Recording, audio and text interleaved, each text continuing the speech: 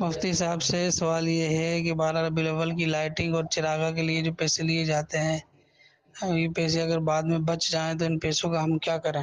یہ ہو سکتا ہے سب کی انہوں نے نمائندگی کی ہو. جب بھی کوئی اس طرح کے ایونٹ آتے ہیں، ربیع الاول آئے، 11ویں آئے، کچھ اور، تو لوگوں سے فنڈ اکٹھے کر کے اور لوگ گویا کہ ان کو وکیل بناتے ہیں کہ بھئی آپ اس کام میں خرچ کرو. اب پیسے بچ گئے یا اس طرح کی جو چیزیں ہوتی ہیں ان میں سے کوئی بچ گئی چیز، اور چیزیں تو بچ ہی جاتی ہیں، چراغاں کے سامان سارا ہی بچتا ہے.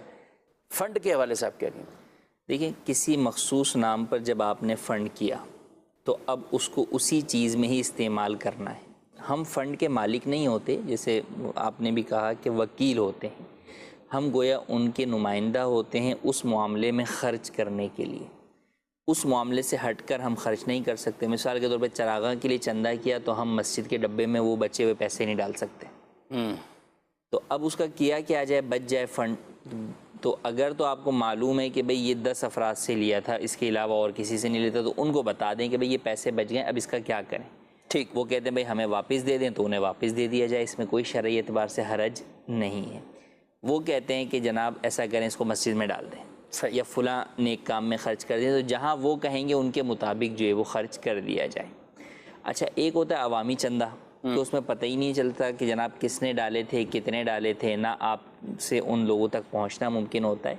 تو پھر ایسی صورت کے اندر وہ پیسے سنبھال کے رکھے جائیں گے اور آئندہ اسی کام میں ہی خرچ کیے جائیں گے.